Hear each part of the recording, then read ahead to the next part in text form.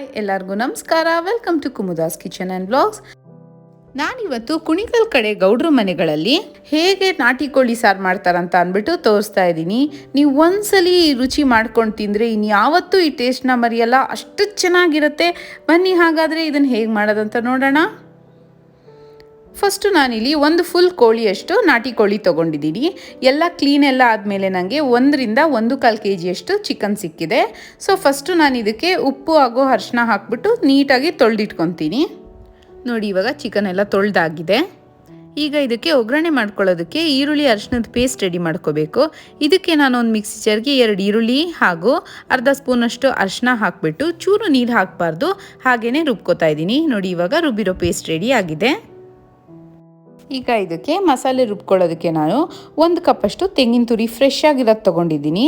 ಅಂದರೆ ಯಾವ ಲೆಕ್ಕದಲ್ಲಿ ಅಂದರೆ, ಚಿಕ್ಕ ತೆಂಗಿನಕಾಯಿ ಆದರೆ ಅರ್ಧ ಹೋಳು ತೊಗೊಳ್ಳಿ, ಸ್ವಲ್ಪ ದಪ್ಪಗಿರೋದಾದರೆ 1 ಹೋಳಲ್ಲಿ 3/4 ತೊಗೊಳ್ಳಿ. ಬೆಳ್ಳುಳ್ಳಿ ಬಂದುಬಿಟ್ಟು 2 ಗೆಡ್ಡೆ ಹಾಗೂ 1 3 ಇಂಚಷ್ಟು ಶುಂಠಿ, 2 ಟೇಬಲ್ ಸ್ಪೂನಷ್ಟು ಕಡಲೆ, 4 ಲವಂಗ, 1 ಇಂಚಷ್ಟು ಚಕ್ಕೆ, ಸ್ವಲ್ಪ ಕೊತ್ತಂಬರಿ ಸೊಪ್ಪು ಹಾಗೂ 1 ಟೊಮೆಟೊ. ನಾಟಿ ಟೊಮೊಟೊನೇ ತೊಗೊಳ್ಳಿ, ಅದೇ ತುಂಬ ಚೆನ್ನಾಗಿರೋದು. ಈಗ ಇದನ್ನೆಲ್ಲ ಹಾಕ್ಕೊಂಡು ಒಂದು ಮಿಕ್ಸಿ ಜಾರ್ಗೆ ಒಂದೇ ಸಲ ಹಾಕ್ಕೊಂಡು ರುಬ್ತಾ ಇದ್ದೀನಿ. ನೋಡಿ, ಒಬ್ಬೊಬ್ಬರು ಒಂದೊಂದು ಸಲ ರುಬ್ಕೋತಾರೆ. ಬಟ್ ಯಾರು ಬಿಗಿನರ್ಸ್ ಇದ್ದರೆ ಈ ಥರ ಮಾಡ್ಕೊಳ್ಳಿ, ನಿಮಗೆ ಮಾಡೋದಕ್ಕೆ ತುಂಬ ಈಸಿ ಆಗುತ್ತೆ. ಇದಕ್ಕೆ ಅರ್ಧ ಕಪ್ಪಿಂದ 1 ಕಪ್ವರೆಗೂ ನೀರು ಬೇಕಾಗುತ್ತೆ.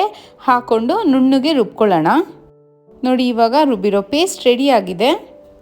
ಈಗ ನಾನು ಕುಕ್ಕರಲ್ಲಿ ಮಾಡ್ಕೊತಾ ಇದ್ದೀನಿ. ಒಂದು ಕುಕ್ಕರ್ ಇಟ್ಕೊಂಡು ಅದು ಚೆನ್ನಾಗಿ ಕಾಯ್ದ ಮೇಲೆ ಅರ್ಧ ಕಪ್ಪಷ್ಟಂತೂ ಎಣ್ಣೆ ಹಾಕಬೇಕು. ಹಾಗೂ ಎಣ್ಣೆ ಕಾಯ್ದ ಮೇಲೆ ರುಬ್ಬಿಟ್ಕೊಂಡಿರೋ ಅಂಥ ಈರುಳ್ಳಿ ಅರಿಶಿನ ಹಾಕಿಬಿಟ್ಟು ಹಸಿ ವಾಸನೆ ಹೋಗೋವರೆಗೂ ಹುರ್ಕೋತಾ ಇದ್ದೀನಿ. ನಾಟಿ ಕೋಳಿ ಸಾರಿಗೆ ಒಂಚೂರು ಎಣ್ಣೆ ಮುಂದೆ ಹಾಕಿ, ಆವಾಗ ಟೇಸ್ಟ್ ಇನ್ನೂ ತುಂಬ ಚೆನ್ನಾಗಿರುತ್ತೆ. ಈಗ ಇದಕ್ಕೆ ತೊಳೆದಿಟ್ಕೊಂಡಿರೋ ಅಂಥ ಚಿಕನ್ ಹಾಕಿಬಿಟ್ಟು ಒಂದು 10 ನಿಮಿಷನಾದರೂ ಹುರ್ಕೋಬೇಕು. ಹುರಿಯೋದ್ರಿಂದ ಹಸಿ ವಾಸನೆ ಹೋಗುತ್ತೆ ಹಾಗೂ ಬೇಗ ಬೇಯೋದಕ್ಕೂ ಈಸಿ ಆಗುತ್ತೆ.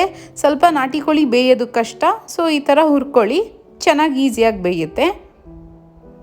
ಈಗ ಚಿಕನ್ ಎಲ್ಲ ಫ್ರೈ ಆಗೋಷ್ಟರಲ್ಲಿ ನಾನು ಮಸಾಲೆ ಪುಡಿನ ರೆಡಿ ಮಾಡ್ಕೊತಾ ಇದ್ದೀನಿ.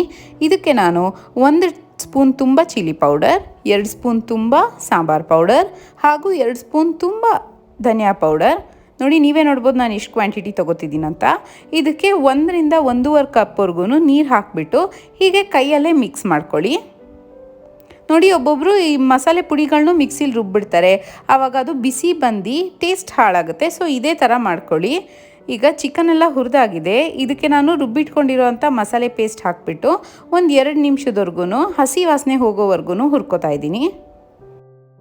ಈಗ 2 ನಿಮಿಷ ಆಗಿದೆ. ಇದಕ್ಕೆ ಕಲಸಿಟ್ಕೊಂಡಿರೋ ಅಂಥ ಮಸಾಲೆ ಪುಡಿನ ಹಾಕ್ಕೊತಾ ಇದ್ದೀನಿ.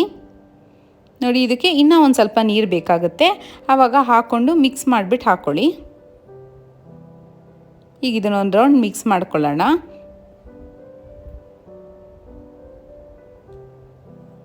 ನಾನು ಮಾಡ್ತಿರೋ ಕ್ವಾಂಟಿಟಿಗೆ ಇದಕ್ಕಿನ್ನ 1 ರಿಂದ 1.5 ಲೀಟರ್ವರೆಗೂ ನೀರು ಬೇಕಾಗುತ್ತೆ. ಸೊ ಮಸಾಲೆ ರುಬ್ಬಿಟ್ಕೊಂಡಿದ್ದೆಲ್ಲ ಏನಿತ್ತು ಮಿಕ್ಸಿ ಜಾರು, ಅದರಲ್ಲಿ ನೀರು ಜಾಲಿಸ್ಕೊಂಡು ಹಾಕ್ಕೊಳ್ಳಿ. ಚೂರು ಮಸಾಲೆ ವೇಸ್ಟ್ ಮಾಡಬೇಡಿ. ಹಾಕಿಬಿಟ್ಟು ಒಂದು ರೌಂಡ್ ಮಿಕ್ಸ್ ಮಾಡ್ಕೊಳ್ಳೋಣ. ಈಗ ಇದಕ್ಕೆ ನಾನು 1 ಮುಷ್ಟಿಯಷ್ಟು ಉಪ್ಪು ಹಾಕ್ತಾಯಿದ್ದೀನಿ, ಕಲ್ಲುಪ್ಪು. 1 kg ಚಿಕನ್ಗೆ 1 kg ಮಸಾಲೆ ನಾನೇನು ಹಾಕ್ತಾಯಿದ್ದೀನಿ ಅದಕ್ಕೆ ಇಷ್ಟು ಉಪ್ಪು ಹಾಕ್ಕೊಂಡ್ರೆ ಪರ್ಫೆಕ್ಟಾಗಿ ಆಗುತ್ತೆ. ಚಿಕನ್ ಮುಳುಗೋಷ್ಟು ಮಾತ್ರ ನೀರು ಹಾಕಿಬಿಟ್ಟು ಒಂದು ರೌಂಡ್ ಮಿಕ್ಸ್ ಮಾಡ್ಕೊಳ್ಳೋಣ.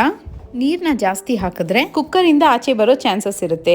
ಈಗ ಇದ್ರ ಮೇಲೆ ಲಿಡ್ ಕ್ಲೋಸ್ ಮಾಡಿಬಿಟ್ಟು 3 ರಿಂದ 4 ವಿಸಿಲಂತೂ ಕೂಗಿಸ್ಲೇಬೇಕು, ಯಾಕೆಂದರೆ ನಾಟಿ ಕೋಳಿ ಬೇಯೋದೊಂದು ಚೂರು ಕಷ್ಟ. ಒಂದೊಂದು ಚಿಕನ್ ಒಂದೊಂದು ಥರ ಬೇಯುತ್ತೆ. ಸೊ ಫಸ್ಟ್ ಚಿಕನ್ ಆಗಿದೆಯಾ ಅಂತ ಚೆಕ್ ಮಾಡ್ಕೊಳ್ಳೋಣ. ಮೇಲೆಲ್ಲ ಎಣ್ಣೆ ತೇಲ್ತಾ ಇದೆ ನೋಡಿ, ಸಾಂಬಾರು ರೆಡಿ ಆಗಿದೆ ಅಂತ. ಚಿಕನ್ ಬೆಂದಿದೆಯಾ ಇಲ್ವಾ ಅಂತ ಒಂದು ರೌಂಡ್ ಚೆಕ್ ಮಾಡ್ಕೊಳ್ಳೋಣ. ನೋಡಿ, ಎಷ್ಟು ಚೆನ್ನಾಗಿ ಬೆಂದಿದೆ. ಅಷ್ಟೇ, ನಮ್ಮ ನಾಟಿ ಕೋಳಿ ಸಾರು ರೆಡಿ ಆಗಿದೆ. ಇದನ್ನು ಅನ್ನದ ಜೊತೆ ಮುದ್ದೆ ಜೊತೆ ಎಲ್ಲ ತಿಂದರೆ ತುಂಬಾ ಚೆನ್ನಾಗಿರುತ್ತೆ. ನೀವು ನಿಮ್ಮ ಮನೇಲಿ ಟ್ರೈ ಮಾಡಿ, ನೀವು ಖಂಡಿತ ಇಷ್ಟಪಡ್ತೀರಾ. ನನ್ನ ವಿಡಿಯೋ ನಿಮ್ಗೆ ಇಷ್ಟ ಆಗಿದರೆ ಲೈಕ್ ಮಾಡಿ, ಶೇರ್ ಮಾಡಿ, ಕಮೆಂಟ್ ಮಾಡಿ ಹಾಗೂ ನನ್ನ ಚಾನಲ್ಗೆ ಸಬ್ಸ್ಕ್ರೈಬ್ ಮಾಡಿ. Thank you.